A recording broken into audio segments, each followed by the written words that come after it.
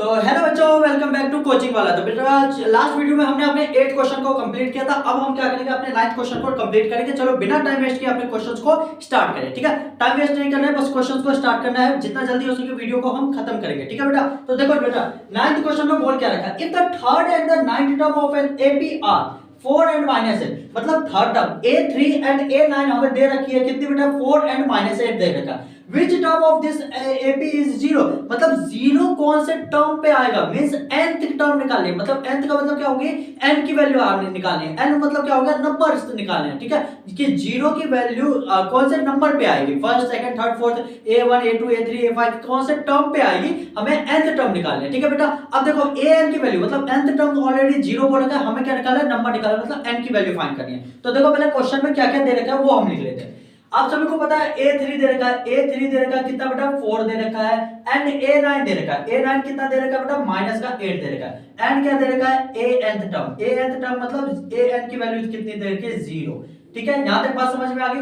अब देखो बेटा इसको तोड़ोगे तो क्या लिखोगे, A प्लस में 3 है तो 2D, A प्लस में 2D, तो A3 की वैल्यू कितनी, 4 दे रखी है, तो A प्लस में 2D इक्वल्स टू मैं क्या लिख दूंगा, 4 लिख दूंगा। यहां तक बात समझ में आ गई होगी आप सभी को। ठीक है, अब देखो A9 की वैल्यू दे रखी है -8, तो A प्लस में क्या करूंगा बेटा, 9 है मींस 8D, A प्लस में 8D इक्वल्स टू में कितना दे रखा है, -8। यहां तक बात समझ में आ गई। अब हमें नॉर्मल क्या करना है, अपनी प्लस माइनस करनी है, माइनस है तो प्लस। ठीक है, अब देखो इससे तो कट गया भैया, ये माइनस है ये प्लस है, प्लस माइनस माइनस होता है, लेकिन बड़ी संख्या किसकी है, माइनस का, तो माइनस के 6D आ गई इक्वल्स टू में।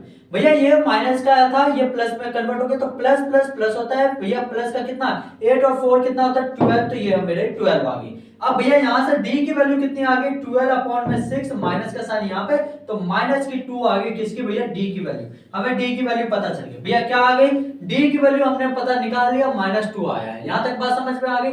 अब हमें क्या निकालनी है अपने भैया, a की वैल्यू, किसकी वैल्यू, a की वैल्यू। तो फर्स्ट इक्वेशन देखो क्या है, a प्लस में 2d इक्वल्स टू में 4, तो a की वैल्यू हमें फाइंड करनी थी, प्लस में 2 मल्टीप्लाई में d की वैल्यू कितनी है, -2, तो -2 इक्वल्स टू में 4 लिख दिया। a -4 इक्वल्स टू में 4 आ गया, तो a की वैल्यू कितनी आ गई, 4 + 4, a की वैल्यू कितनी आ गई बेटा, 8 आ गई। a की वैल्यू हमें 8 मिल गई, बात पता चल गई। ठीक है, a की वैल्यू मिल गई, d की वैल्यू मिल गई। अब हमें नॉर्मल क्या करना है, अपनी anth टर्म निकालनी है। तो आप सभी को फार्मूला पता होगा, an इक्वल्स टू में क्या होता है, a प्लस में n-1 इनटू में d। यहां तक बात समझ में आ गई। an की वैल्यू पता है भैया 0 है, इक्वल्स टू में a की वैल्यू आप सभी को पता है कितनी आई है, 8, तो 8 लिख दिया, प्लस में n-1 इनटू में d की वैल्यू कितनी आई है, -2, तो -2 लिख दिया। यहां तक बात समझ में आ गई होगी सभी को। ठीक है, तो भैया 0 इक्वल्स टू में 8 प्लस में, अब इसको इससे मल्टीप्लाई करोगे तो माइनस का 2n आ जाएगा, और माइनस माइनस प्लस का 2 आ जाएगा। यहां तक बात समझ में आ गई होगी। हाँ जी भैया, समझ में आ गया। अब जल्दी से नोट डाउन कर लो, मैं इस साइड का रफ कर दे रहा हूं। ठीक है बेटा, तो जल्दी से नोट डाउन कर लो, इसको मैं रफ कर दे रहा हूं ऊपर से। चलो